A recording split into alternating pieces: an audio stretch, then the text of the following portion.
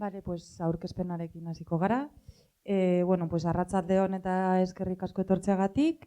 Gaurko hitzaldia desazkunde taldea Zuiabidean eta Urkauztaiz babestu zetik antolatu dugu. Eta, bueno, Gorbeialdeko udazken topaketen barruan kokatzen dugu hitzaldi hau. Hitzaldia gazteleraz izango da. Eta, bueno, pues espero dugu guztion gustokoa izatea.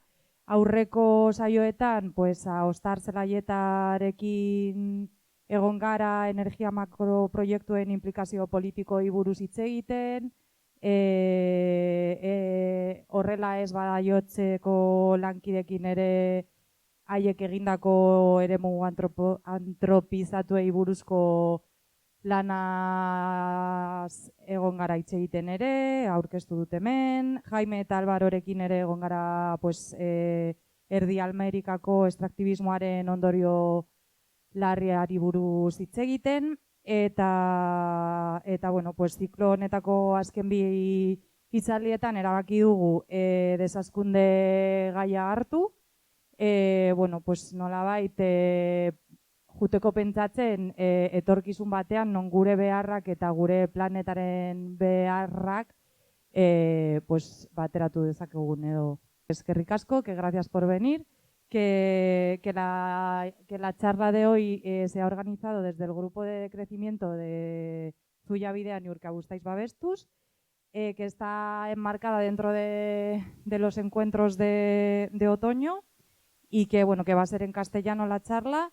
Que en encuentros anteriores hemos tenido la suerte de poder contar con Ostar Zelaieta para hablarnos de las implicaciones políticas de los macroproyectos energéticos. Hemos estado con los compañeros de Badajoz pues viendo, bueno, nos han presentado el trabajo que han hecho sobre lugares antropizados, buscando un poco otras formas de generar o de colocar estas plantas de generar energía.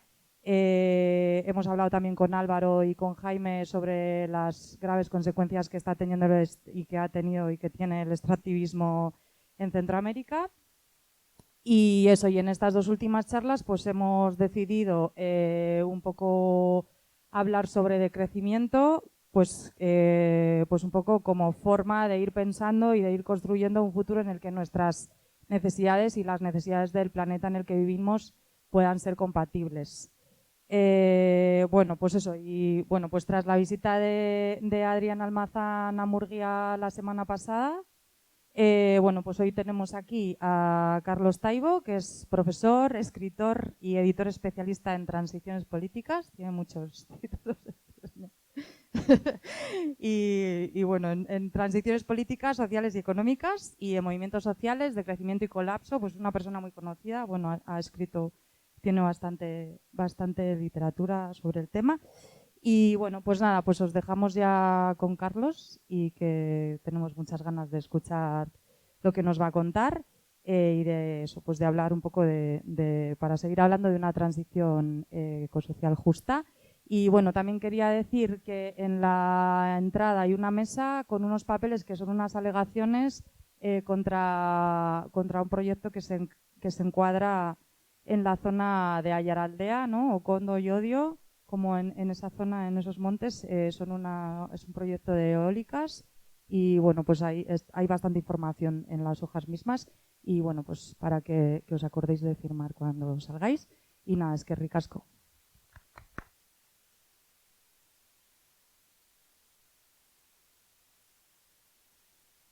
¿Se escucha? Sí. ¿Sí? Muchas gracias por la invitación y buenas tardes a todas y a todos.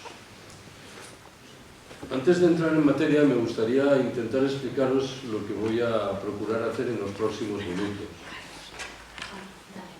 ¿Qué? Que no soy bien. Pues que es que tengo que acercarme más. Tengo la impresión, Sí. a mí me ha dado Está el impacto encendido, de que no se ¿sabes? oía bien. Sí. Está encendido, pero atrás no se oye mucho. Ahora sí, ¿verdad? Bueno. Decía que quiero explicaros lo que vais a escuchar a continuación. Yo empecé a trabajar sobre decrecimiento allá por 2007-2008, hace 17, 18 años. Y durante un tiempo pues me invitaban a hablar de decrecimiento. En 2016 publiqué un libro titulado Colapso, hay por cierto ahí algunos ejemplares, y a partir de ese momento, con mucha frecuencia me pedían que hablase de la teoría del colapso. Y con mayor frecuencia aún me sugerían la posibilidad de que en una misma charla simultanease conceptos relativos a decrecimiento y a colapso. Me negué durante años porque estimaba que esa charla inevitablemente tenía que ser en exceso densa. Cambié de opinión allá por 2020, supongo que en virtud de un efecto sobrevenido de la pandemia. Y a partir de ese momento me pareció que hablar de decrecimiento sin referirse al riesgo de un colapso general del sistema era poco afortunado. Y tampoco era muy feliz hablar de ese riesgo sin invocar las herramientas que maneja la perspectiva del decrecimiento. A partir de ese momento articulé una charla que incluía 4 observaciones sobre decrecimiento, otras tantas sobre colapso, para terminar por mantener la simetría con 4 conclusiones. Pero esa charla inequívocamente tenía que ser muy densa y debo confesaros que me empecé a cansar un poco de ella. Y un buen día decidí innovar y asumir un ejercicio que implicaba fundamentalmente contar historias, relatos, cuentos, chistes, que es lo que vais a escuchar a continuación. Antes le explicaba a las colegas que me han traído desde Gasteiz que la primera vez que puse en marcha esa charla fue en Sestao, en Vizcaya, y que al terminar el debate me permití preguntar a las personas asistentes qué les había parecido, y tomó la palabra una mujer de cierta edad que explicó que estaba allí porque su hijo le había pedido que acudiese porque quería saber qué era eso del decrecimiento, y que, aunque era verdad que en virtud de algunas de las historias que yo había relatado creía tener razonablemente claro qué era lo del decrecimiento, igual hubiera agradecido alguna explicación de corte más teórico. Entonces, lo que yo os voy a contar son unas cuantas historias intercalando algunas observaciones de carácter teórico que procuraré adelantar que lo son como tales. Bueno, primera de mis apreciaciones y primera de las 3 de carácter teórico. ¿Qué nos dice en sustancia la perspectiva del decrecimiento? La perspectiva del decrecimiento nos dice que si vivimos en un planeta con recursos limitados, no parece que tenga mucho sentido que aspiremos a seguir creciendo ilimitadamente. Tanto más cuanto que sobran los motivos para concluir que hemos dejado muy atrás las posibilidades medioambientales y de recursos que la Tierra nos ofrece. Pensad que, según una estimación, la huella ecológica del Estado español es hoy de 3,0. ¿Qué significa esta cifra? Significa que para mantener las actividades económicas hoy existentes en el Estado español precisamos 3 veces su territorio. ¿Cómo se mal resuelve este problema? A través de una presión inaudita ejercida sobre los derechos de los integrantes de las generaciones venideras, sobre los de muchos de los habitantes de los países del sur y también, y por cierto, sobre los de los miembros de las demás especies con las que sobre el papel compartimos el planeta. En este orden de cosas, la perspectiva del decrecimiento nos dice que en los países ricos del norte opulento inexorablemente tenemos que reducir los niveles de producción y de consumo, al tiempo que tenemos que redistribuir radicalmente la riqueza. Pero esa perspectiva reclama, por añadidura, la introducción de principios y de valores que hoy visiblemente no aplicamos. ¿Cuáles son esos principios y valores enunciados de manera casi telegráfica? Primero, la necesidad de recuperar la vida social, que hemos ido dilapidando en nuestra obsesión por el consumo, la competitividad y la productividad. Segundo, el ocio creativo, frente a las formas de ocio, siempre vinculadas con el dinero que se nos ofrecen por todas partes. Tercero, el reparto del trabajo, una vieja demanda sindical que infelizmente fue muriendo con el paso del tiempo. Cuarto, la necesidad inexorable de reducir las dimensiones de muchas de las infraestructuras productivas, administrativas y de transporte que hoy empleamos. Quinto, la urgencia de recuperar el peso de la vida local en un escenario de reaparición de fórmulas de democracia directa y de autogestión. Sexto y último, en el terreno individual, la apuesta por la sobriedad y por la sencillez voluntarias. Segunda de mis apreciaciones. Hace muchos años cayó en mis manos un artículo redactado por un premio Nobel de Economía llamado Vasily Leontiev. Aunque el nombre y el apellido son rusos, se trataba de un norteamericano. En ese artículo, Leontiev acometía una comparación entre los sistemas de transporte de Estados Unidos y de China. Vaya por delante que, pese a las apariencias, la intención del autor no era comparar dos macrosistemas económicos, el capitalismo liberal existente en Estados Unidos y fuere lo que fuere que había en aquel momento en China. Sospecho que podríamos sustituir el nombre de China por el de Tailandia o el de Birmania y el argumento quedaría igual. Leontiev empezaba diciendo: Estados Unidos disponen del sistema de transporte más desarrollado del planeta. Cuentan con el mayor número de kilómetros de autovías y de autopistas.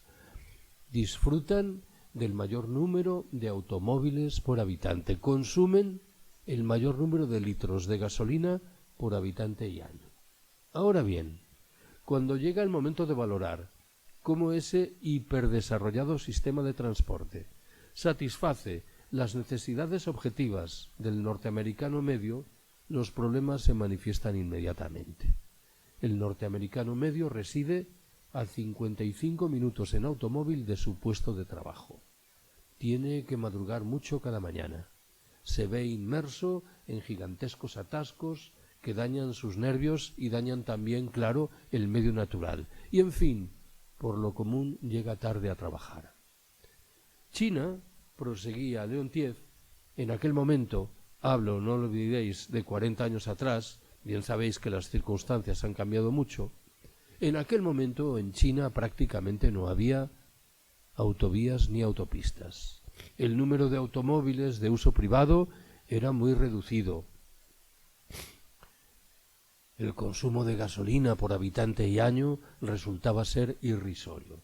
Y sin embargo, el chino medio residía a 5 minutos en bicicleta de su puesto de trabajo. Podía dormir 1 hora más que su amigo norteamericano cada mañana.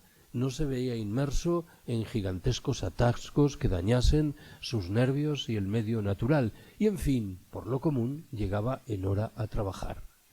Como podéis intuir, Leontiev se preguntaba, en términos objetivos, cuál de esos dos sistemas de transporte era más eficiente, en el buen entendido de que en modo alguno deseaba ignorar que resultaba más que posible que el chino medio no ingiriese el número de calorías necesario para llevar adelante una vida digna. Tercera de las observaciones. Cuando he ido hablando desde hace mucho tiempo de decrecimiento por ahí adelante, he contado muchas veces una historia ambientada en una región perdida de la Amazonia brasileña. Unos misioneros se adentran en esa región, se topan con unos indios que se dedican a cortar leña con instrumentos extremadamente primitivos. Los misioneros deciden hacer un esfuerzo y regalan a los indios unos cuchillos de acero inoxidable de fabricación norteamericana. Un par de años después, regresan a esa misma región, se encuentran de nuevo con los indios y uno de los misioneros pregunta: ¿y qué tal los cuchillos? Muy bien, responde uno de los indios, tardamos ahora 10 veces menos tiempo que antes en cortar la leña. Estupendo, tercia el misionero. Supongo entonces que estaréis produciendo 10 veces más leña que antes. El indio responde perplejo: no, señor, seguimos produciendo la misma cantidad de leña que antes, solo que ahora disfrutamos de 10 veces más tiempo libre, que es lo que sabemos objetivamente guarda relación con nuestro bienestar, con nuestra felicidad. Permitidme que subraye que este chip mental, que se ha evaporado comúnmente en nuestras cabezas de habitantes de las sociedades opulentas es, sin embargo, perfectamente racional y respetable. Cuarta de mis apreciaciones. Jon Sersan es el principal pensador de lo que se suele llamar el anarcoprimitivismo. Lo he dicho 1000 veces. Es un pensador desmesurado, pero por momentos tengo la impresión de que solo los pensadores desmesurados son realmente interesantes. En uno de sus escritos, Sersan glosa las opiniones de una feminista norteamericana muy controvertida llamada Camille Paya. No me preguntéis por las razones de esa controversia.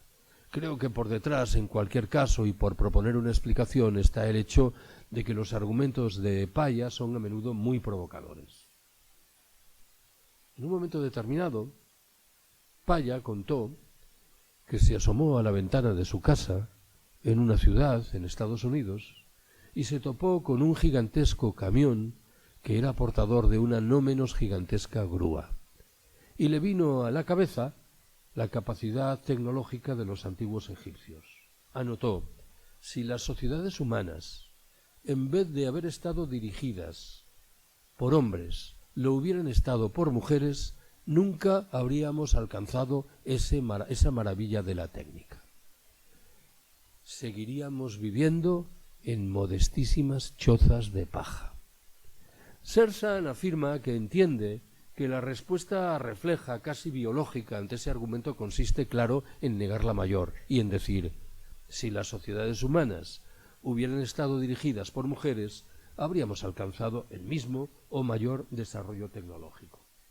Entiende Sersan que no es una reacción muy afortunada. ¿Por qué?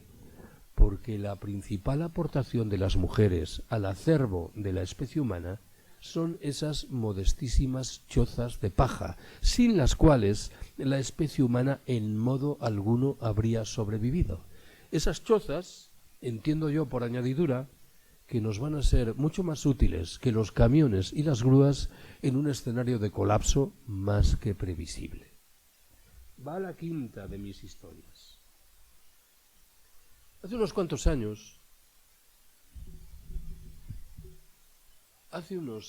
años, un buen día, recibí un correo electrónico que me enviaba una mujer que trabajaba en una librería en una capital de provincia española. Olvidemos los nombres.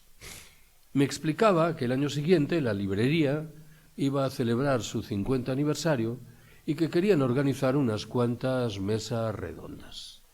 Y preguntaba por mi disposición a acudir a una de esas mesas redondas para debatir con un periodista local sobre no sé qué materia de la política internacional del momento.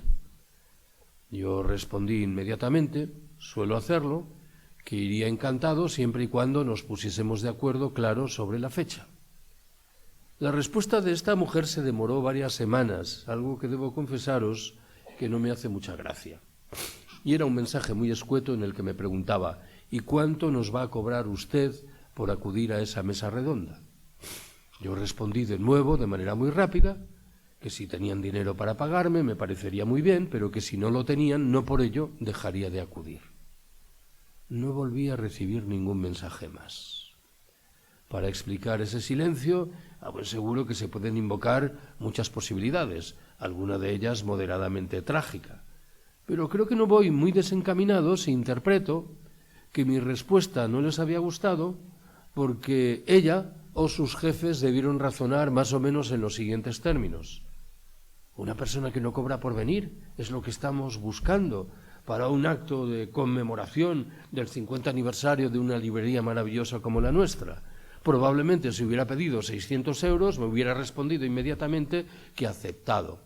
Esta historia que os cuento ahora, detrás de la cual está esa confusión entre valor y precio a la que se refirió en su momento Antonio Machado, guarda alguna relación con otra que tomé de un libro de cuentos del escritor argentino César Aira. En este caso el protagonista era una mujer muy rica en la Alemania de principios del siglo XX, una mujer muy aficionada a la música de violín. Decidió organizar una cena en su casa y se empeñó en contratar al violinista más afamado del momento. Se pone en contacto con él, le hace la propuesta y el violinista responde: yo iría con mucho gusto, pero usted no puede pagar lo que yo pido por un concierto. ¿Y cuánto quiere usted? $10.000, que entonces debía ser una cifra estupefaciente. No importa, yo se los pago, eso sí, con una condición. Usted no va a cenar con mis invitados, tampoco va a hablar con ellos, va a estar todo el rato con la servidumbre. En ese momento el violinista reacciona y dice: en esas circunstancias la tarifa cambia. Bueno, ¿cuánto quiere usted? De los $10.000 pasamos a $2.000, porque la conversación con la servidumbre me parece mucho más interesante que la que pueda mantener con usted y con sus invitados. Sexta observación. Hace un momento, lo recordaréis, no habéis tenido tiempo para olvidarlo, me he referido a John Searson. John Searson es, por encima de todo, un crítico feroz de la tecnología. Afirma categóricamente que todas las tecnologías creadas por el capitalismo llevan por detrás la huella de la división del trabajo, de la jerarquía y de la explotación. Es un argumento serio que conviene que sopesemos seriamente. Yo no voy tan lejos, me contento con exhortar a quien me escucha a analizar críticamente la condición de muchas de las tecnologías que el sistema generosamente nos regala, no vaya a ser que no tengan esa dimensión liberadora y emancipadora que comúnmente les atribuimos.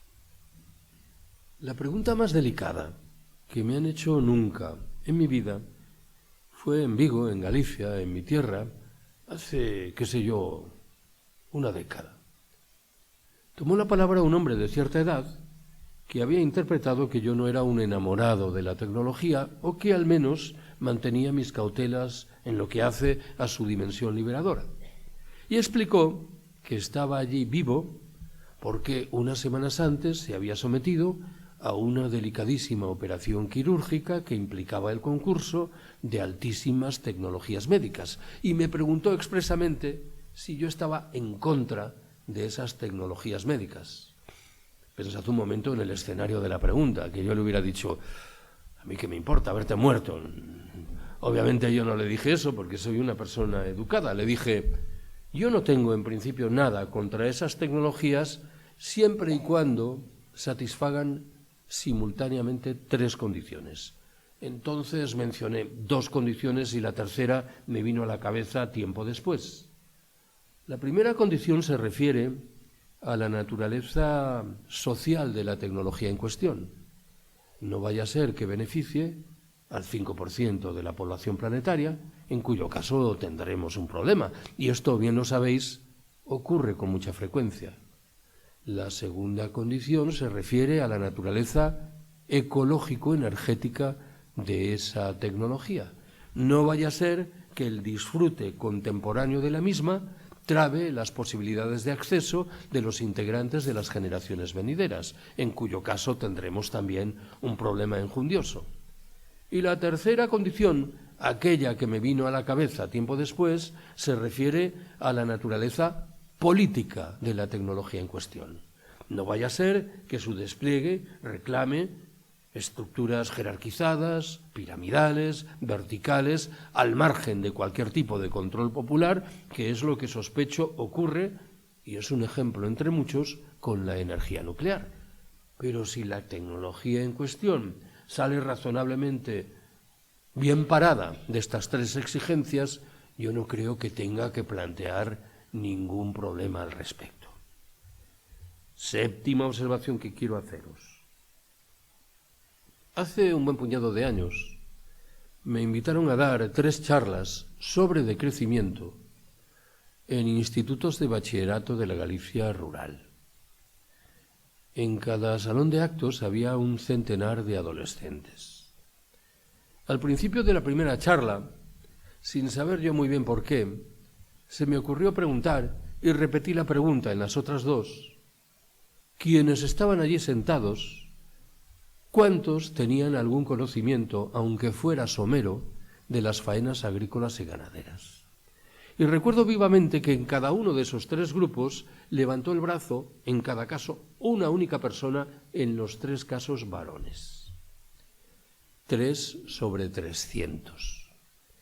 Llegué a la conclusión, supongo que insorteable, de que no tenía sentido formular esa pregunta en Madrid o en Barcelona. No sabemos absolutamente nada de las faenas agrícolas y ganaderas.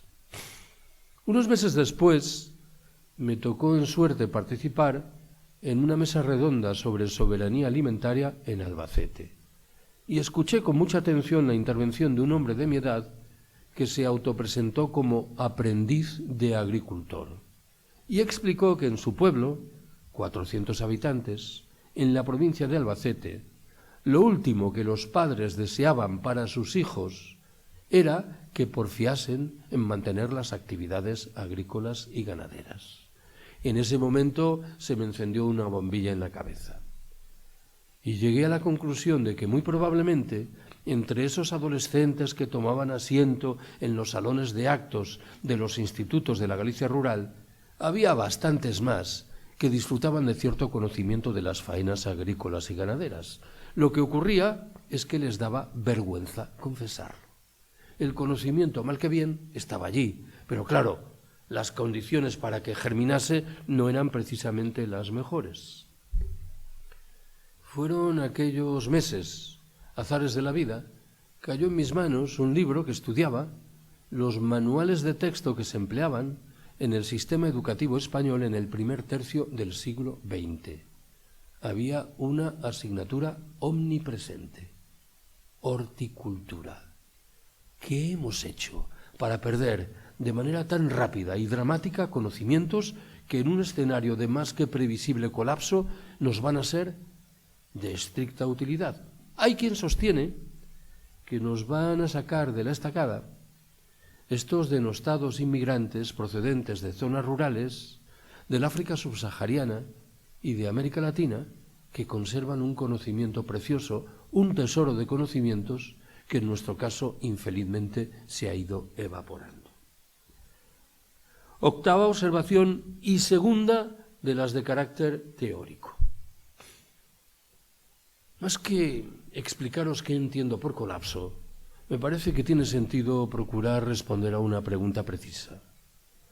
¿Cuáles son los rasgos previsibles de la sociedad que en su caso emergerá después de un colapso general? Bien, podéis intuir que responder a esta pregunta reclama dosis muy notables de especulación. Me lazo, sin embargo, a la tarea. El primero de esos rasgos será una reducción en el tamaño de la población humana en el planeta, que se ajustará ciertamente a patrones diferentes según unas u otras regiones geográficas. En segundo lugar, asistiremos a un retroceso visible en la oferta de energía, que dará al traste con la civilización del automóvil, tal y como hoy la conocemos, y con el propio comercio internacional. Pensad que, según una estimación, entre el 80 y el 90% de los bienes que mueve el comercio internacional dependen de los contenedores, de los containers. Y esta es una herramienta de transporte que ha entrado ya en una suerte de quiebra técnica. En un tercer escalón, el colapso será un golpe muy fuerte para aquellas organizaciones que se caracterizan por la centralización y por el uso intenso de energía y de tecnología. En lenguaje más llano, los estados, las grandes empresas, las fuerzas armadas padecerán lo indecible de resultas del colapso. En un cuarto escalón y en el terreno económico asistiremos a una vorágine en la que se darán cita un crecimiento económico negativo, el cierre de muchas empresas, la extensión del desempleo y subidas muy notables en los precios de muchos de los bienes básicos. En ausencia de crecimiento, el sistema financiero quebrará y se llevará consigo buena parte de la sanidad, de la educación y de las pensiones, con las víctimas principales en las de casi siempre: ancianos, mujeres y niños. En fin, el golpe será sin duda más duro en las ciudades que en el medio rural. en el buen entendido de que no todas las ciudades lo llevarán igual. Saldrán razonablemente mejor paradas aquellas que están en encrucijadas de caminos, que cuentan a su alrededor con superficies agrícolas importantes, que disfrutan de agua en abundancia y que tienen un carácter más bien vetusto y tradicional. El modelo contrario, el de ciudad, que padecerá lo indecible de resultas del colapso, lo ha aportado ya Detroit, la meca de la industria automovilística norteamericana, que ha experimentado su propio colapso en los últimos lustros. Aunque ratifico la idea de que el escenario será más llevadero en el mundo rural, acabaremos por pagar los platos rotos derivados del mal uso de los suelos, del monocultivo, de la mecanización, de la mercantilización de todas las relaciones. Mucho me temo que, infelizmente, los problemas del mundo rural no terminarán ahí. ¿Por qué digo esto? En los últimos años he tenido bastantes oportunidades de hablar sobre estas cuestiones en lugares de la Iberia vaciada. Y en primera instancia he llamado la atención sobre una paradoja. Las comarcas más deprimidas serán las que mejor lo lleven en el escenario del colapso. ¿Por qué? Porque son las que menos dependen de energías y tecnologías que por definición tienen que llegar de lejos. Hace unos cuantos años compartí con Antonio Turiel, nuestro máximo experto en el llamado pico del petróleo, una mesa redonda en un pueblo de Huesca colindante con Cataluña llamado Binéfar. No es una comarca particularmente deprimida, pero probablemente llamé la atención allí sobre las ventajas derivadas de una baja densidad de población, de una vida agrícola razonablemente activa y de la disposición de agua en abundancia. ¿Cuál era entonces el problema? Y a esto voy, de la comarca de Binéfar. El problema radicaba en el hecho de que Binéfar está a 200 kilómetros de Barcelona. Y en la eventualidad de un colapso general del sistema, lo suyo es que se produzca una huida masiva de población procedente de las grandes ciudades y de las no tan grandes en busca de escenarios más llevaderos en el mundo rural, con lo cual las teóricas ventajas iniciales de estos últimos bien pueden trocarse rápidamente en lo contrario. Novena de mis apreciaciones. He contado esta historia 1000 veces. Y os pido que lo de 1000 veces lo interpretéis literalmente. Acabé tan harto de la historia que decidí borrarla, pero en fin, en los últimos tiempos procuro recuperarla, en el buen entendido, por cierto, de que ni siquiera es de mi invención. Me refiero a lo que se ha dado en llamar la parábola del pescador mexicano. ¿Qué dice esa parábola?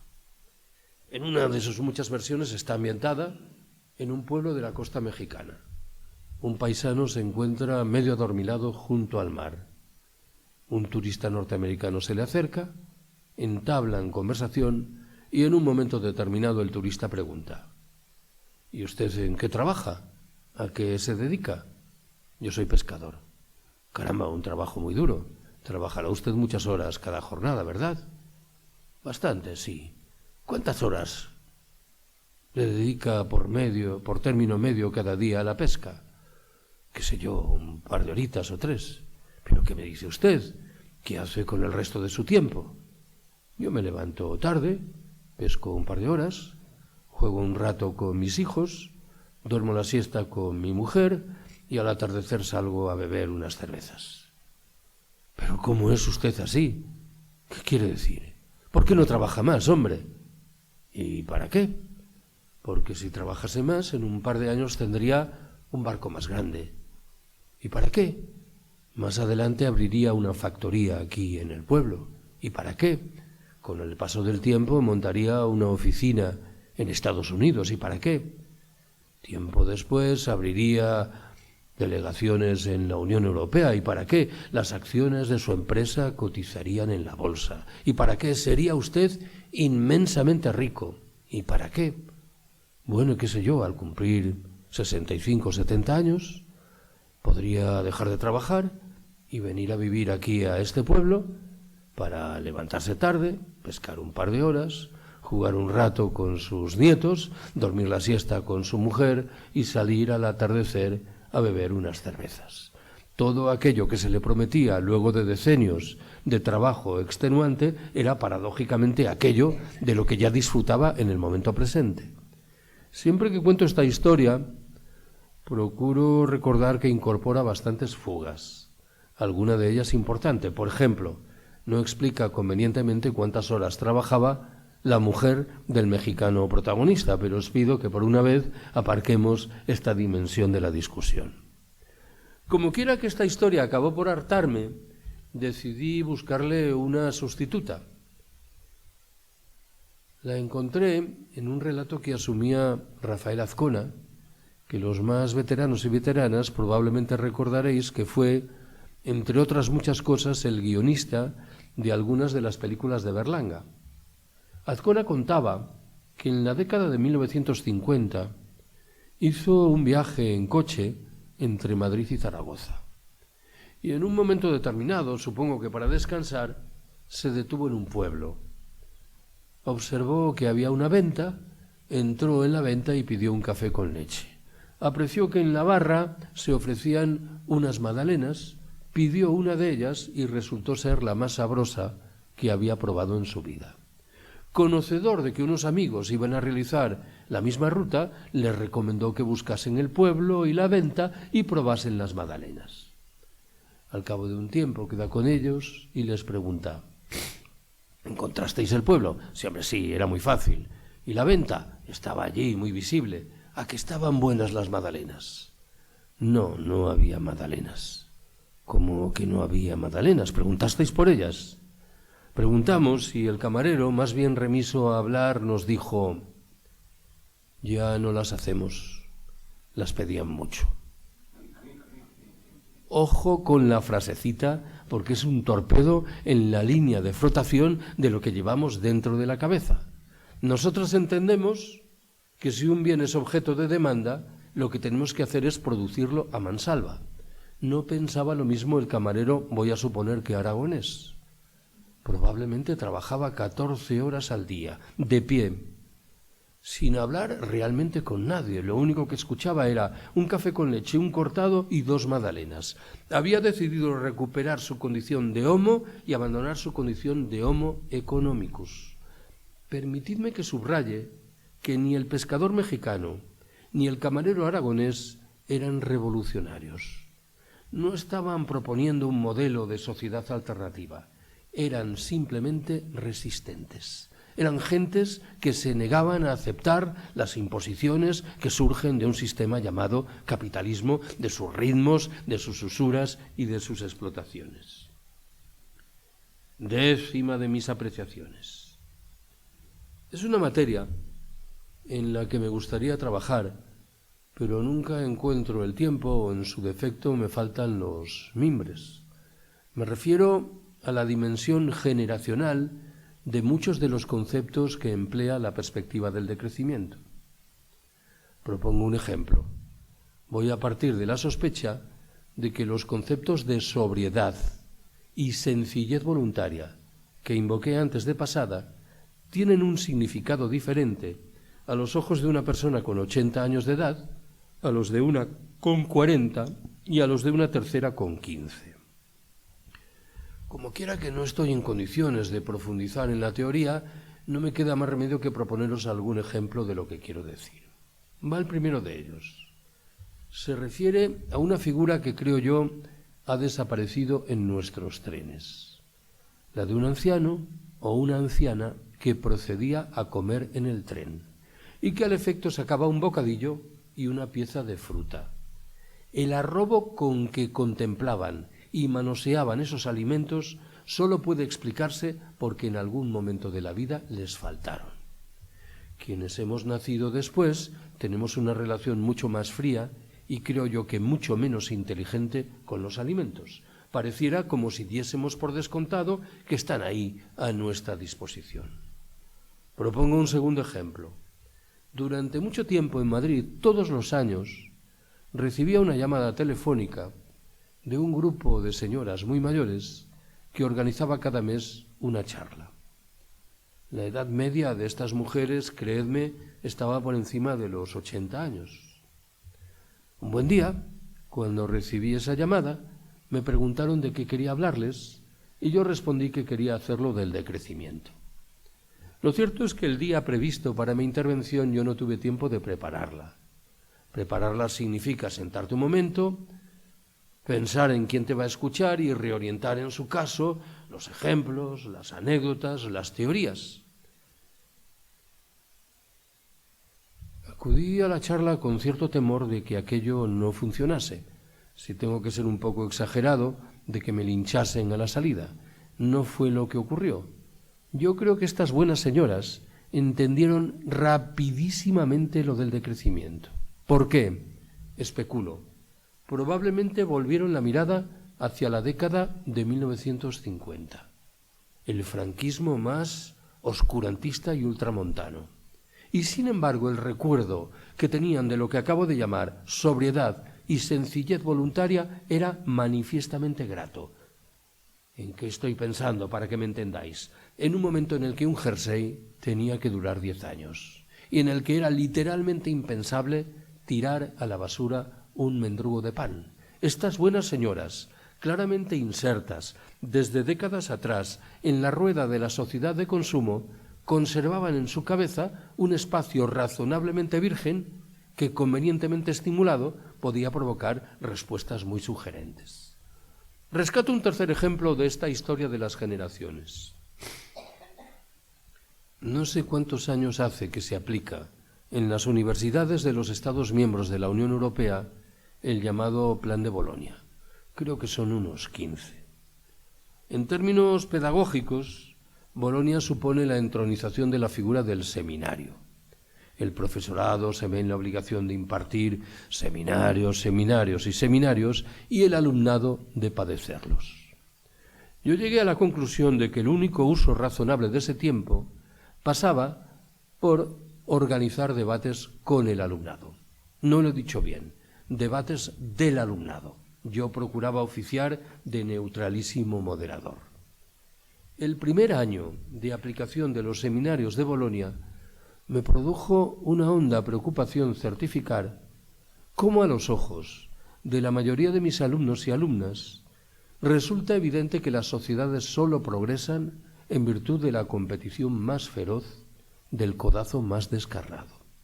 Y debo confesaros que desmantelar este discurso no es una tarea sencilla, siquiera solo sea por una razón. Ese discurso da cuenta de una parte de la realidad. Sería absurdo que yo negase que hay una dimensión competitiva en la acción de la especie humana. Lo único que podía hacer era recordar que afortunadamente esa acción no se agota en esta dimensión competitiva, que hay otra vinculada con la solidaridad, con la cooperación, con el apoyo mutuo. En algún momento, muy atrevido yo, sugerí a mis alumnos y alumnas que leyesen un libro maravilloso, cuya lectura os recomiendo también a vosotros y vosotras. Me refiero al apoyo mutuo de Kropotkin. Kropotkin fue uno de los grandes pensadores anarquistas a caballo entre los siglos XIX y XX, pero fue también un científico de renombre internacional. ¿Qué hace Kropotkin en el apoyo mutuo? Demostrar empíricamente que hay muy numerosos y muy consistentes ejemplos de especies animales que progresan a través de la cooperación y de la solidaridad, y no de resultas de la competición más feroz, del codazo más descarnado. Siempre que cuento esto, me da por recordar, y nada tiene que ver con lo que estoy intentando abordar hoy, que el primer año de aplicación de los seminarios de Bolonia yo arrastraba un mal hábito. Al final de cada seminario, grupos de 40 alumnos de primero de una facultad de Derecho en una universidad pública en Madrid, yo proponía una pregunta que debía ser respondida a mano alzada. Durante una semana, mis diferentes grupos de seminarios discutieron sobre el franquismo. Y la pregunta que yo proponía era, de quienes estáis aquí, ¿quiénes simpatizáis y quiénes no con el franquismo? Y siempre había 5 o 6 alumnos, por lo común varones, que declaraban simpatizar con Franco. Pero en uno de esos grupos, cuando formulé la pregunta, solo levantó el brazo un alumno para declarar sus simpatías por Franco, y por su indumentaria se ajustaba al estereotipo del ácrata de la clase. Pañuelo palestino, cinta en la cabeza, pelo muy largo, barba, y yo pensé, a ver, no lo pensé, pero está bien que lo diga, que yo era víctima de un programa de cámara oculta a ver cómo reaccionaba. Y lo cierto es que reaccioné mal, porque dije, te estás descojonando de mí. Y el pobre hombre se acogió a la socorrida explicación que recuerda los numerosos pantanos que al parecer construyó Franco. No sé si sabéis que Franco no construyó ningún pantano, fueron albañiles, aparejadores, pero en fin, la historia se escribe así.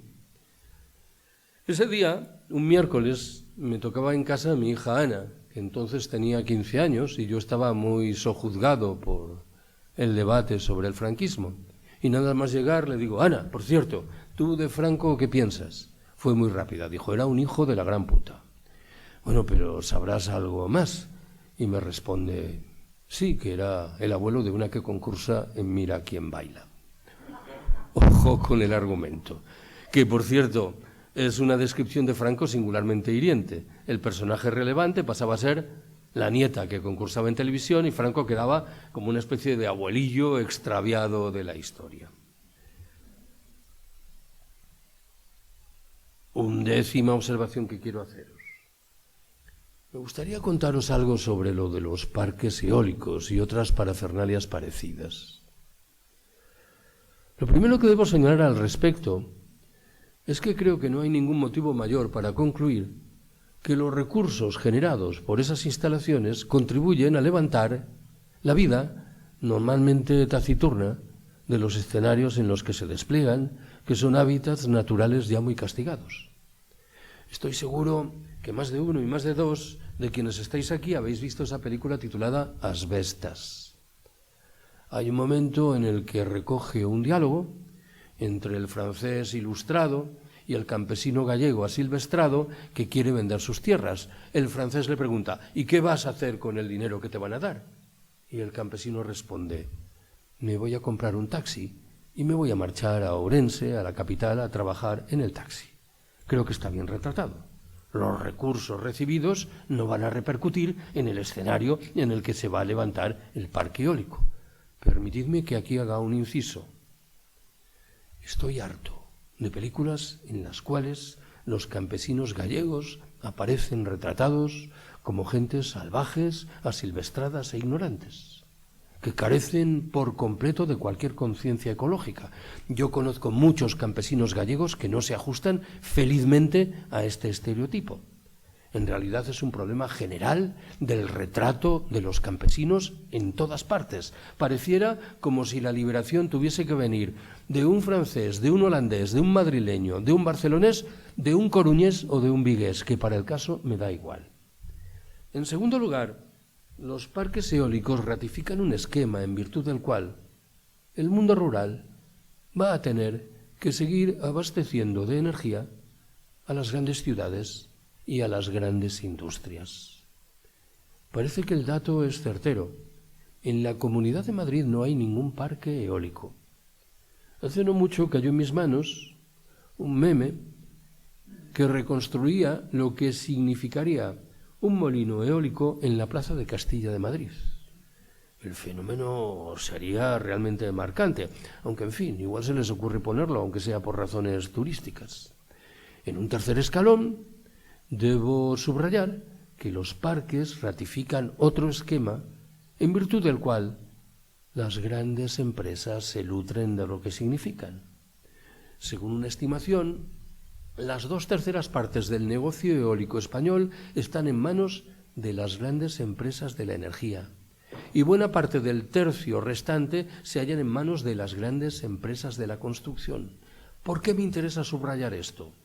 Porque quienes hace 20 o 30 años defendíamos sin dudarlo las energías llamadas renovables, dábamos por descontado que tenían un carácter descentralizado de tal suerte que podían ser objeto de procedimientos felizmente autogestionarios. No es que esto sea un horizonte inimaginable, pero no es lo que tenemos delante de los ojos. Hay una cuarta y última razón que me parece a mí que es la principal. Este tipo de parafernalias impiden que hagamos la pregunta decisiva. ¿Y cuál es la pregunta decisiva? la relativa a cuánta energía necesitamos. Si pudiésemos formular esa pregunta y responderla racionalmente, descubriríamos que necesitamos mucha menos energía de la que quieren endosarnos, con lo cual estas parafernalias, o la mayoría de ellas, serían francamente prescindibles. Esto que acabo de contaros, por cierto, me aconseja identificar una habilidad ingente del sistema que padecemos, la de conseguir que no hagamos las preguntas importantes. He dicho muchas veces que, a mi entender, las fuerzas políticas emergentes entre nosotras y algunas de las no tan emergentes promueven discusiones interesantes relativas a la condición del régimen en el que estamos insertos. Pero infelizmente poco o nada nos dicen sobre la naturaleza del sistema que está por detrás del régimen. ¿En qué estoy pensando cuando hablo del régimen? En el bipartidismo, en la corrupción, en los problemas en materia de división de poderes, o en la propia discusión española sobre la república y la monarquía. ¿En qué estoy pensando, en cambio, cuando me refiero al sistema? En todo aquello de lo que no hablan llamativamente los tertulianos de las radios y de las televisiones, en el capitalismo, en el trabajo salariado, en la mercancía, en la alienación, en la explotación, en la plusvalía, en la sociedad patriarcal, en las guerras imperiales, en la crisis ecológica, en el propio colapso. Siempre que enuncio toda esta retahíla de sustantivos, procuro recuperar uno: plusvalía. No estoy pensando ahora en ese impuesto que hay que pagar cuando se produce la compraventa de una vivienda. Estoy pensando antes bien en el concepto de plusvalía, desgranado por Marx en el primer libro del Capital, cuando estudia cómo los empresarios explotan a la mano de obra y obtienen el beneficio. Hace media docena de años, lo he dicho 1000 veces, corrió por las redes sociales una frase redonda que creo que daba en el clavo de la cuestión. Con ironía decía: tú que estás tan preocupado, tan inquieto, tan indignado con la corrupción, ya verás cómo vas a flipar el día en que te enteres de lo que es la plusvalía. La corrupción es un fenómeno inquietante, sistémico, pero lo de la plusvalía remite a la explotación cotidiana, los 365 días del año, de miles de millones de seres humanos. ¿Cuánto tiempo dedicamos a discutir sobre la corrupción y cuánto asignamos a la plusvalía? 12ª cuestión. Y tercera y última de las de carácter teórico. Hace 2 o 3 años publiqué un libro titulado Ecofascismo. He traído, sí, alguna copia. Ya sé que el término resulta moderadamente sorprendente. Estamos acostumbrados a concluir que el prefijo eco acompaña siempre realidades saludables o, como poco, realidades neutras.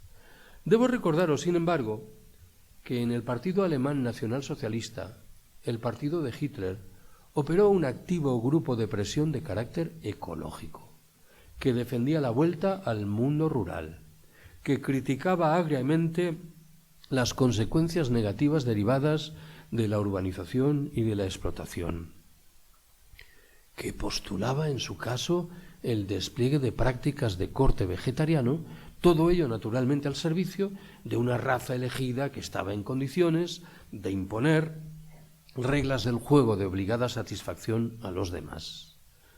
Muchas veces he recomendado, en los últimos años, la lectura de un libro de un periodista alemán llamado Karl Ameri. En la versión castellana, esa obra se titula Auschwitz, el nombre del campo de exterminio nazi en Polonia, comienza el siglo XXI, entre signos de interrogación. La tesis principal que defiende Ameri en esa obra sugiere que estaríamos muy equivocadas si concluyésemos que las políticas que abrazaron los nazis alemanes 80 o 90 años atrás remiten a un momento histórico singularísimo, coyuntural y por ello afortunadamente irrepetible. Ameri nos exhorta antes bien a estudiar en detalle esas políticas. ¿Por qué? Porque bien pueden reaparecer en los años venideros, no defendidas ahora por ultramarginales grupos neonazis, sino postuladas por algunos de los principales centros de poder político y económico, cada vez más conscientes de la escasez general que se avecina y cada vez más firmemente decididos a preservar esos recursos en unas pocas manos en virtud de un proyecto de darwinismo social militarizado de ecofascismo. Bien podéis intuir, en fin, que por detrás de esta propuesta, en lugar central, hay una discusión demográfica. En el fondo está la idea de que en el planeta sobra gente, de tal forma que se trataría de marginar a quienes sobran, esto ya lo hacen, y en la versión más dura, literalmente, de exterminarlos. 13ª observación que quiero haceros. En los últimos tiempos me da por confesar que cuando hablo en público sobre estas materias tengo la impresión de que la mitad de las personas asistentes piensan que soy un optimista incorregible y la otra mitad estiman que soy un pesimista sin posibilidad de salvación. No preciso aclarar que yo digo lo mismo para las unas y para las otras. Sospecho que al respecto tiene mayor relieve lo que cada cual lleva dentro de la cabeza que lo que yo objetivamente esté contando. Me vais a permitir que asuma un ejercicio que voy a describir como de optimismo mesurado. Un ejercicio que bebe de dos circunstancias diferentes. La primera relativa a algo que puede ocurrir en los años venideros en los países ricos del norte y la segunda vinculada con realidades ya consistentes en determinados recintos de los países del sur. ¿Cuál es el primero de esos dos factores? Creo que estamos obligados a preguntarnos qué va a suceder en los países ricos del norte, aquí, cuando las señales anunciadoras de un colapso general sean aún más claras que las que ya tenemos delante de los ojos. ¿Por qué habríamos de rechazar el horizonte de que una parte significativa de la población de nuestros países apueste por opciones de carácter colectivo asentadas en el apoyo mutuo solidario? Y lo haga no en virtud de un criterio ideológico, no en virtud de haber leído a Bakunin, a Kropotkin o a Marx, sino de resultas de la certificación biológica de que esas respuestas son mucho más eficientes que las asentadas en el sálvese quien pueda. ¿Qué es lo que me ronda en la cabeza cuando anuncio este argumento? He dicho muchas veces que entiendo que hemos prestado muy poca atención a esos grupos de apoyo mutuo que germinaron en los momentos iniciales de los confinamientos hace 5 años y medio. ¿Por qué me interesan? Por varias razones. La primera es la menos relevante. Tiene un carácter casi lingüístico, filológico. Me refiero al hecho de que llamativamente muchos de esos grupos decidieron autodescribirse como grupos de eso, de apoyo mutuo. Es el título que da, es el nombre que da título al libro de Kropotkin que antes invoqué. La segunda razón tiene más peso. Hasta donde llega mi conocimiento, que admito que es limitado, en la mayoría de los casos esos grupos fueron creados por la gente común y no por activistas hiperconscientes de movimientos sociales críticos. Era la gente común honestamente preocupada por los problemas que atenazaban a sus vecinos o vecinas. La tercera y última razón me obliga a identificar una obviedad. En esos grupos había una franca preeminencia de mujeres. Cuando lo que está de por medio es el mantenimiento de la vida, las mujeres están o suelen estar un paso por delante. Esto que acabo de contaros, creo que merece la pena completarlo con una recomendación encarecida, una más, de lectura. Me refiero a un libro de una ensayista norteamericana llamada Rebecca Solnit. En la versión castellana la obra se titula Un paraíso en el infierno. En sustancia es un estudio de cómo los integrantes de las clases populares reaccionan en escenarios de catástrofe. Solnit concluye que a diferencia de lo que ocurre con los integrantes de las clases pudientes, los de las populares reaccionan con alegría, con eficacia y con solidaridad. Me parece que una tarea muy honrosa en el momento presente consiste en mantener abierta esta discusión y con ella, naturalmente, las prácticas en las cuales tiene que concretarse. ¿Cuál es el segundo factor que recordaréis anuncié movía cautelosamente el carro de un optimismo moderado? En muchos recintos, en los países del sur, perviven culturas precapitalistas, que resisten como gato panza arriba frente a las intrusiones del capital en lo que respecta a usura, ritmos, explotación, consumo, productividad, competitividad. En algunos de esos lugares, estas culturas precapitalistas se han fundido con proyectos orgullosamente anticapitalistas.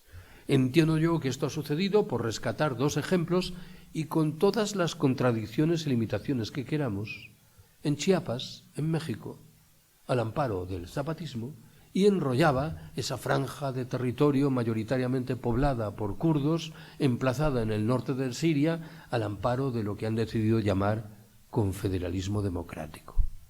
En esos dos lugares y en otros se han forjado economías autogestionario-cooperativas, que recelan de la institución Estado, que rechazan por igual lo que significan el capitalismo liberal y el socialismo de cuartel, que muestran un empeño singular en preservar sabidurías ancestrales, que han colocado a las mujeres en el núcleo del proyecto de emancipación y que exhiben una actitud de respeto puntilloso por la naturaleza y sus reglas.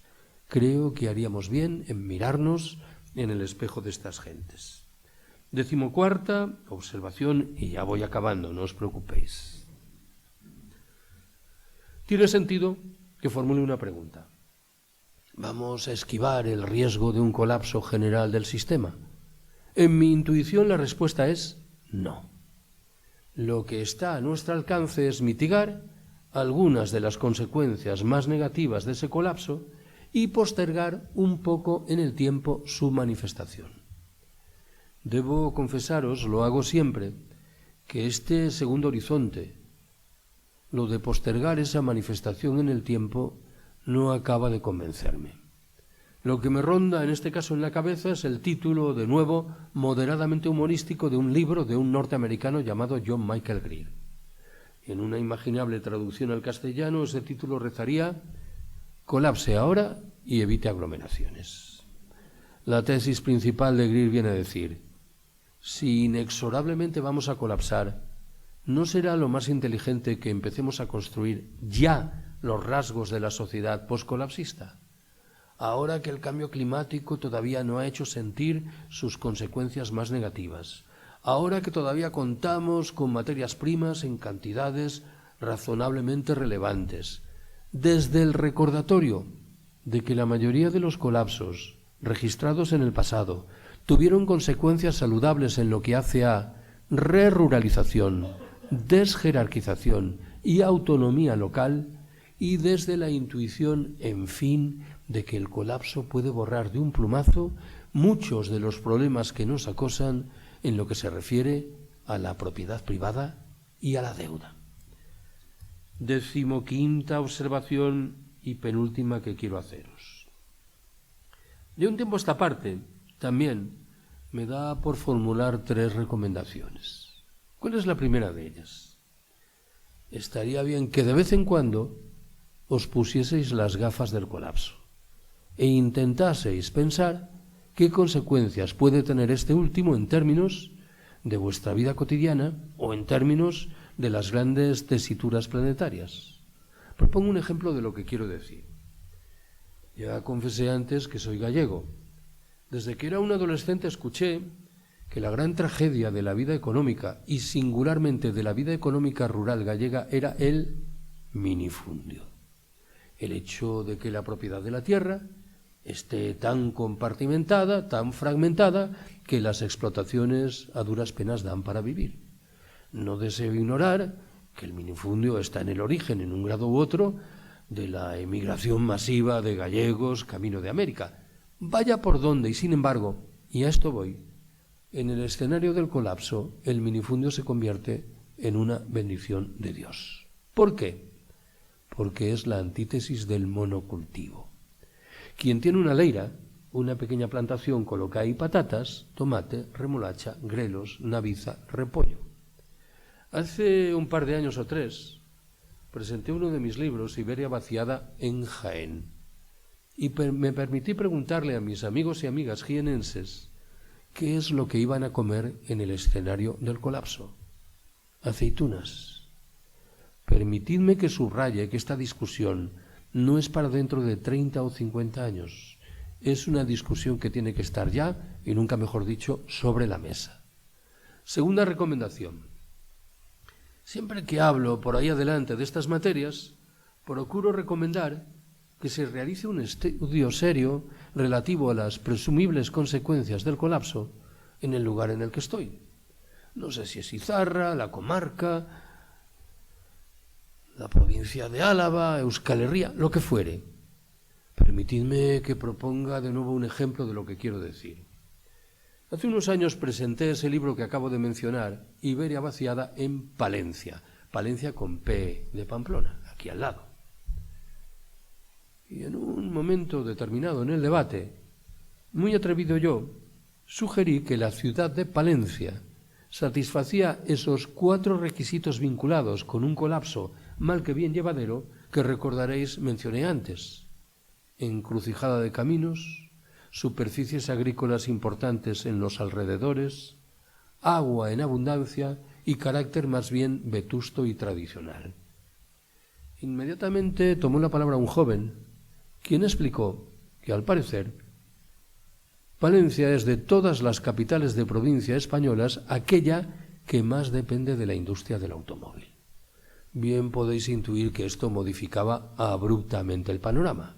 La industria del automóvil, por lógica, será una de las primeras que entrará en quiebra técnica, de tal suerte que esos 4 factores más o menos saludables que yo invocaba pasaban a un discretísimo segundo plano. Tercera y última recomendación. Tengo la firme convicción de que muchos de los conceptos que empleamos desde tiempo atrás y que nos han otorgado una aparente certeza en nuestra comprensión del mundo van a dejar de servirnos. De tal forma que de manera rápida, perentoria, urgente, tendremos que buscar otros nuevos, en condiciones que no serán las mejores. He contado muchas veces que hace un cuarto de siglo, al parecer, en Estados Unidos se rodó una película cuyo argumento principal era que Albania le declaraba la guerra a Estados Unidos. En una tertulia de intelectuales en Francia, en la que había un albanés, procedieron a discutir si esa película se podía proyectar en Albania o, por el contrario, hería sentimientos nacionales profundos. Unos defendían la primera tesis, otros la segunda. Lo cierto es que el albanés permaneció callado, hasta que en un momento determinado la conversación bajó de tono y se escuchó su vocecita. Se limitó a decir: en Albania no hay cines. Esta discusión tan interesante sobre si la película se puede proyectar o no en mi país pende de un elemento material, la existencia de cines que, para bien o para mal, no opera sobre el terreno.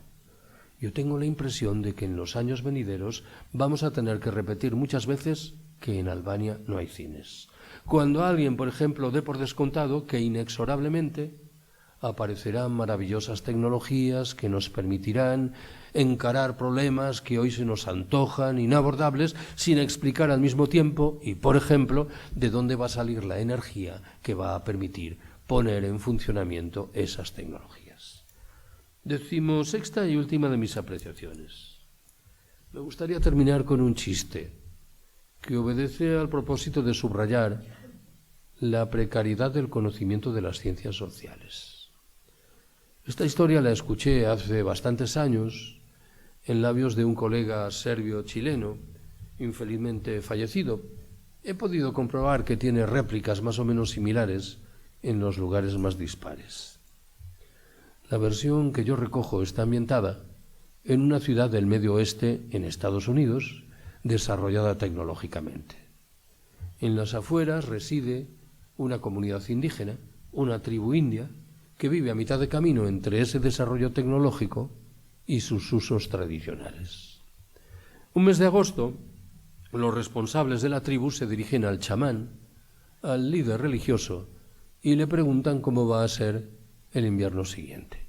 El chamán, sin margen para la duda, responde: va a ser un invierno durísimo. nevadas permanentes, fríos extremos. Los indios se marchan y se ponen a cortar leña como posesos. Llega el mes de septiembre y la jugada se repite. Acuden de nuevo a entrevistarse con el chamán, formulan la misma pregunta, este responde lo mismo, los indios siguen cortando leña como posesos. En octubre y en noviembre, de nuevo se repite la escena. Acuden de nuevo a hablar con el chamán, la respuesta es la misma, siguen cortando leña. Llega diciembre, ya veis que los indios eran un poco pesaditos. Se entrevistan de nuevo con el chamán, le preguntan cómo va a ser el invierno y el chamán responde: va a ser un invierno durísimo, nevadas permanentes, fríos extremos.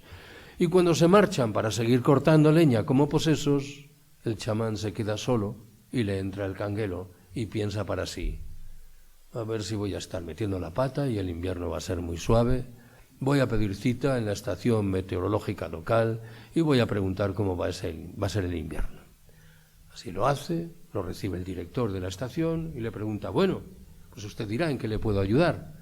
No, quería saber cómo va a ser este invierno que entra ahora. Uy, va a ser un invierno durísimo, nevadas permanentes y fríos extremos. Uy, no sabe usted el peso que me quita de encima.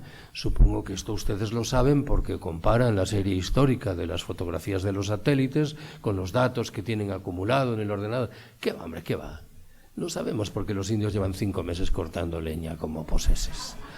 Y lo que no sepan los indios no lo vamos a saber nosotros. Muy a menudo el conocimiento de las ciencias sociales se asienta en inferencias y en confusiones como estas. Termino.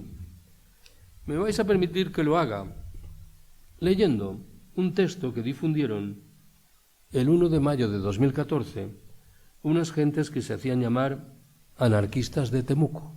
Temuco es una ciudad chilena. El texto dice así: trabajar por obligación será siempre morir un poco, enriquecer a otros, obedecer a jefes repugnantes, correr para no llegar atrasado, fingir sonrisas, recibir sueldos de hambre. Todo mata. Perder momentos de amor y de placer, de ocio y de creatividad, y olvidar la capacidad de imaginar mañanas totalmente distintas es la condena a la que nos someten los amos de todos los tiempos y colores. Ser un trabajador ejemplar y aguantar sin chistar nunca será señal de orgullo. No seremos esclavos felices. Queremos reconquistarnos, exigimos la vida, y si algo tiene que morir, eso es el orden de explotación que nos somete. Salud y libertad. Pues eso, salud y libertad.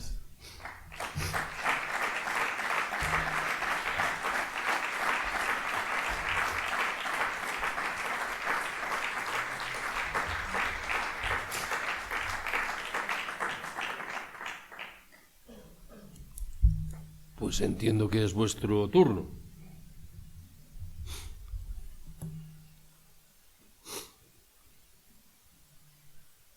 Sí, por favor.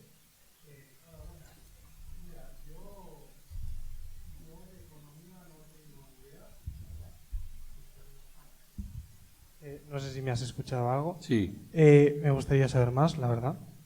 Yo soy estudiante de Ciencias Ambientales aquí en Vitoria y tenemos una asignatura que es Ecología, que, bueno, la ecología creo que todos sabemos qué es la ciencia de los ecosistemas que estudia cómo la vida se organiza en el planeta en función de los recursos y de las condiciones existentes. Bien, damos, y bueno, creo que es verdad, que todas las especies animales sufren subidas y bajadas en sus poblaciones en función de los recursos que presenta el medio, el cual siempre es cambiante. Y eso es una realidad en el planeta que además es constatable pues en la geología y en otras formas empíricas. No sé si se me está escuchando un poco saturado. Vale, ¿cómo podemos mantener? Y es la primera de 3 preguntas, ¿vale? A ver si se acuerda de las 3 y si no se las repito. ¿Cómo podemos mantener una población constante en una no crecida de la producción, ¿vale? No sé si me estoy explicando, con un planeta que siempre va a ofrecer recursos cambiantes, que es una condición inalterable de nuestro planeta a día de hoy. Esta es la primera pregunta. Segunda pregunta, poco igual relacionada con la primera es, bueno, usted ha criticado mucho las jerarquías sociales y bueno, ha dado dos ejemplos que son conocidos. Uno es Rojava, ¿no? Con su sistema político, y el segundo es Chiapas. Si no me equivoco, y me puedo equivocar, los dos son entornos muy rurales, con muy poca densidad poblacional y con pocas ciudades. Bien, ¿cómo es aplicable sistemas de democracia horizontal que, a mi entender, necesitan de un conocimiento mínimo entre todos los miembros de la comunidad para que pueda existir una confianza, en entornos como mismamente Euskal Herria, con grandes urbes, donde para su organización es necesaria una quizá jerarquización o representación de los intereses y de las opiniones de las masas, a mi entender. Y la tercera pregunta relacionada con esto anterior es si aspiramos a no caer en un ecofascismo donde las élites sociales acaparen los pocos recursos que nos queden. ¿Cómo pensamos organizar una alternativa de manera desorganizada? Es decir, ¿cómo pensamos no incurrir en lo que supongo que usted creerá que es un error histórico de jerarquizar las ideas liberadoras? ¿Cómo pretendemos organizar una alternativa a un sistema completamente jerarquizado con un potencial enorme de destrucción de una manera no jerárquica en las condiciones que tenemos hoy en día en el siglo XXI en la civilización occidental, por ejemplo? No sé si me he explicado. Perfectamente. Vale, muchas gracias. Bueno, cada una de tus preguntas daría para una charla entera. A ver, primera de ellas. Mi principal problema es mi letra, disculpadme.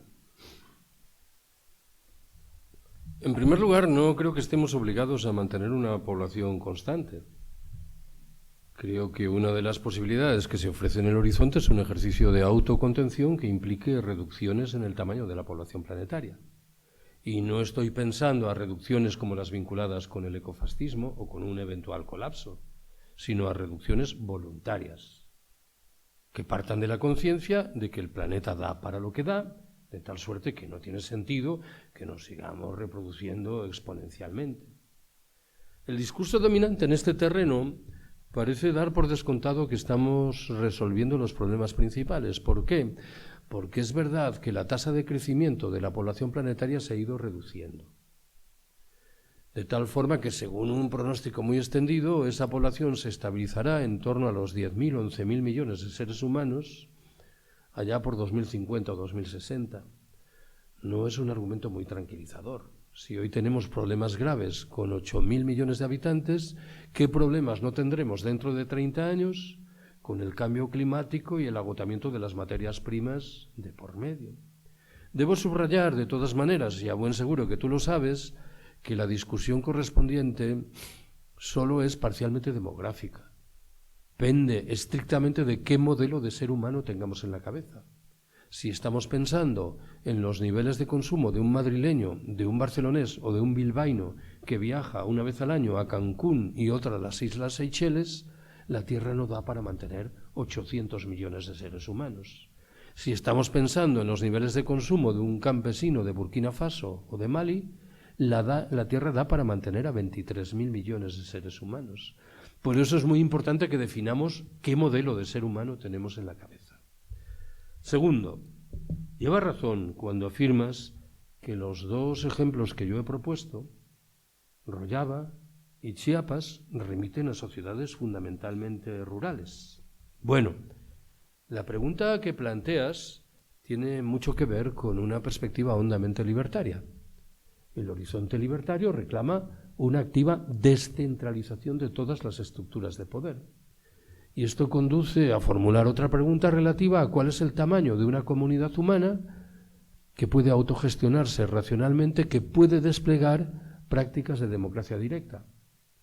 Si nos guiamos por John Searson, a quien he citado antes 2 veces, ese tamaño máximo es de 100 personas. Claro, este es un proyecto inalcanzable. ¿Qué hacemos con una ciudad como Madrid con 6 millones de habitantes? Un profesor griego que trabaja desde hace muchos años en Inglaterra, Fotopoulos, afirma que ese tamaño cabe situarlo en 30.000 integrantes. Esto es más hacedero. Nos sitúa en el escenario de muchos barrios de las ciudades. Con lo cual, hay aquí posibilidades objetivas de acción, en el buen entendido de que no vamos a resolver mágicamente estos problemas. En cualquier caso, yo debo enunciar un mea culpa. Como quiera que en los últimos años he puesto mucho el acento en la necesidad de ruralizar nuestras sociedades, hay gente que legítimamente piensa que sostengo que hay que abandonar a su suerte las ciudades. No es así. Lo que yo entiendo que corresponde hacer en las ciudades es asumir varias medidas. Una de ellas es ciertamente reducir el tamaño de su población. Otra consiste en ruralizar las propias ciudades. Quiero recordaros que a principios del siglo XX, según una estimación, el 90% de las verduras que se consumían en la ciudad de París procedían de la propia ciudad de París o de su entorno más inmediato. ¿Cuál es el porcentaje de las verduras que se consumen hoy en Madrid o en Barcelona que proceden del entorno más inmediato? Un 1%, por citar un guarismo. Tenemos que difuminar también los límites que hoy a menudo son muy rotundos entre el medio urbano y el medio rural. En este caso, el ejemplo más claro que me viene a la cabeza es el de las dos grandes ciudades portuguesas. Cuando uno abandona Lisboa, entra literalmente en el desierto. Nunca sabe, en cambio, cuándo abandona Oporto. Las leiras, las plantaciones, están en la misma calle comercial peatonal del centro de la ciudad. Tenemos que descentralizar la vida de las ciudades, alimentando el peso de los barrios. Y, en fin, probablemente tendremos que colectivizar buena parte de la actividad industrial que quede sobre el terreno. En fin, yo no sé si he entendido bien tu última pregunta. Creo que la he entendido, pero en algún momento se me han cruzado un poco los cables. Yo no estoy defendiendo la ausencia de organización. Estoy defendiendo formas de organización que surgen desde la base en virtud de proyectos de carácter autogestionario. Y en este caso, en realidad no estoy inventando nada. A ver, lo digo de otra manera. A menudo recibo una pregunta, no es tu caso, que se formula con perfil moderadamente inquisitorial y que, sabiendo que yo soy un libertario a la europea, no a la argentina, plantea dónde la propuesta libertaria se ha materializado en los hechos de forma consistente y prolongada. Muchos de mis colegas invocan el nombre de la Comuna de París de 1871, de los soviets en la Rusia del primer cuarto del siglo XX, de los consejos obreros en Alemania, en Hungría o en Italia, de las colectivizaciones durante la Guerra Civil Española o de lo que hoy suponen Rojava y Chiapas. Creo que la respuesta no es muy afortunada. Yo sostengo que la mayoría de las sociedades humanas, desde tiempo inmemorial, se han organizado sobre la base de criterios de autogestión y de apoyo mutuo, de tal suerte que, y admito que esto es una provocación, lo que es extraordinario en la historia humana es la lógica del Estado, la del capitalismo, y ya me gustaría poder agregar el nombre de la sociedad patriarcal, pero esto infelizmente discurre por otro camino infinitamente más complejo. Quiero decir con ello que lo que estoy defendiendo es formas de autoorganización de las sociedades humanas que han demostrado su vigor desde mucho tiempo atrás. Permitidme que al respecto formule una recomendación más de lectura encarecida. Me refiero a un libro redactado por dos antropólogos anarquistas, David Graeber y David Wengrow, titulado El amanecer de todo. Es un repaso de la visión histórica que el sistema ofrece de lo que ha ocurrido en los 4 últimos siglos. Un repaso extremadamente cauteloso, ya lo anuncio. No llega a conclusiones radicalmente firmes como esta que acabo de enunciar yo, y que nos invita a recelar muy mucho de las identificaciones saduceas entre organización y jerarquía, por ejemplo. Hay formas de organización no jerárquicas. El libro de Graeber y Wengrow solo tiene un problema. Son 700 páginas. Y yo entiendo que hay mucha gente que no está dispuesta a asumir esa empresa. Graeber falleció hace 2 o 3 años, de tal suerte que no cabe que publiquen una versión abreviada, que, bromas aparte, sería muy saludable.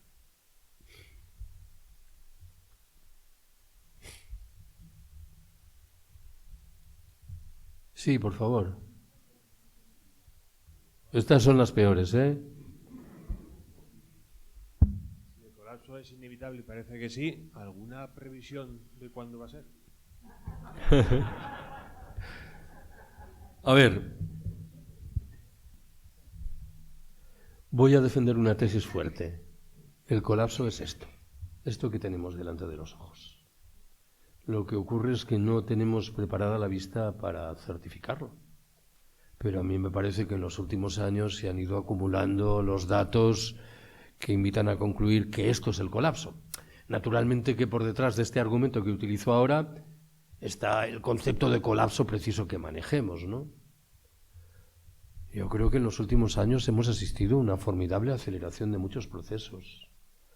En primer lugar, la pandemia, que en este caso me interesa en su dimensión de demostración de que es posible sacar adelante un formidable ejercicio de servidumbre voluntaria de poblaciones enteras.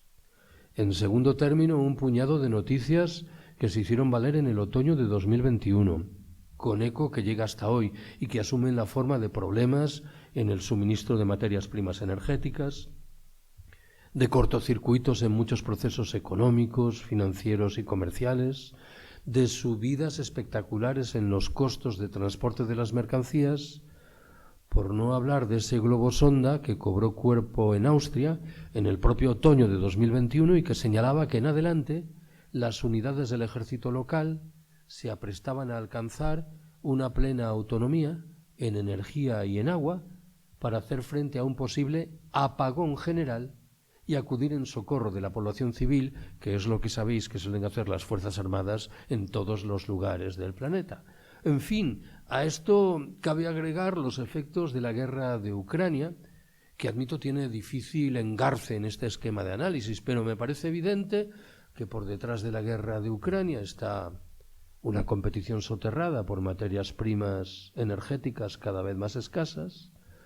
Se encuentra lo que algunos analistas entienden que es una diversificación entre dos líneas de generación de valor, la occidental y la ruso-china.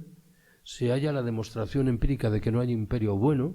Quien no se haya percatado de las condiciones del juego norteamericano en Ucrania anda muy ciego, y quien piense que hay algún proyecto de justicia y solidaridad en la Rusia de Putin y en la China de Xi Jinping me parece que anda también muy fuera del mundo. Y en fin, se encuentra claramente un activo proceso de militarización del planeta, materializado en gastos militares cada vez más altos, negocios prósperos para las industrias de armamentos,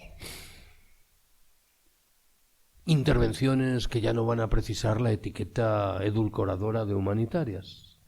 Si antes de la pandemia, en 2020, alguien me hubiera preguntado si yo creía firmemente que había un riesgo de colapso general del sistema, yo hubiera respondido que sí, pero probablemente habría agregado que en virtud de mi edad yo no lo iba a ver.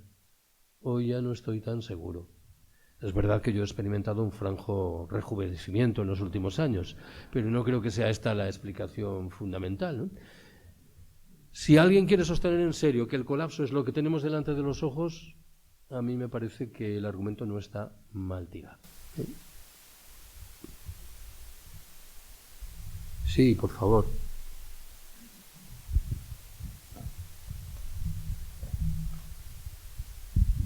Yo la pregunta chunga te la haré más tarde en privado, pero la más amable es que de los ejemplos que más has citado, que son el de Rojava, el zapatista y el autor John Zerzan, hay un elemento que les une y es la cuestión de la violencia y de las armas. El ejemplo de Rojava se articula en torno a una resistencia armada, que hay un ejército. En el zapatista, a pesar de que no es central, es fundamental, y John Zerzan en todas sus obras, y él personalmente, y le he conocido en persona además, ha defendido la necesidad fundamental de la autodefensa y del uso de armas y la tenencia de armas para los grupos anarquistas. También su contexto es diferente. Yo te pregunto esto porque nunca has hablado de esto en tus libros, sobre cuál es la posición con respecto a las armas, la autodefensa y la organización y la autoprotección. Así. También yo conocí a Zerzan, por cierto. A ver, la última afirmación es un poco precaria, esto de que nunca me he referido a esto en mis libros. Debe ser que tú los has leído todos, pero yo recuerdo capítulos enteros dedicados a estudiar esto. En el libro de Alianza Editorial, Anarquismos, ayer, hoy y mañana, se examina la discusión tal y como yo la percibo en el mundo libertario. A ver.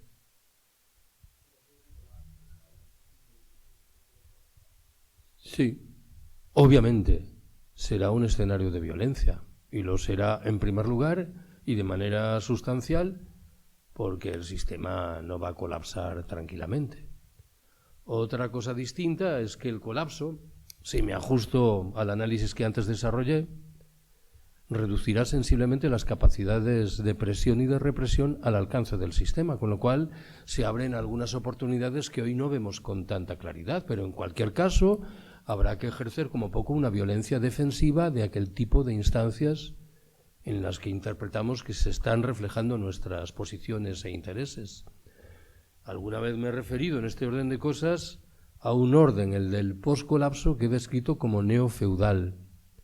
No en el sentido de que reaparezcan señores feudales y vasallos, sino en el sentido de que se produzca una compartimentación tal del escenario político que en lugares geográficamente muy próximos entre sí pervivan muchas de las reglas del juego de las instituciones represivas tradicionales y en otros emerjan proyectos alternativos que tienen pleno derecho a defenderse. Lo que ocurre es que esta discusión, entiendo yo que en el mundo anarquista, libertario, está inequívocamente marcada por la dificultad de combinar la violencia, tanto más si esta última se despliega de manera clandestina, con el ejercicio soberano de la democracia directa, de la asamblea y de la voluntad expresa de la gente. Parece como si ese tipo de violencia discurriese por un camino diferente ontológicamente que el camino que implica recordar la apuesta por la horizontalidad, por la asamblea y por la democracia directa. Y esta es una cuestión mal resuelta en el mundo libertario. De todas maneras, más interesantes que las mías al respecto son las observaciones de David Graeber, al que antes me referí y que supongo que tú has leído. Creo que plantea una discusión seria sobre cómo por un lado no podemos prescindir de la violencia y cómo por el otro tenemos que saber cuáles son los tributos que se derivan de su ejercicio.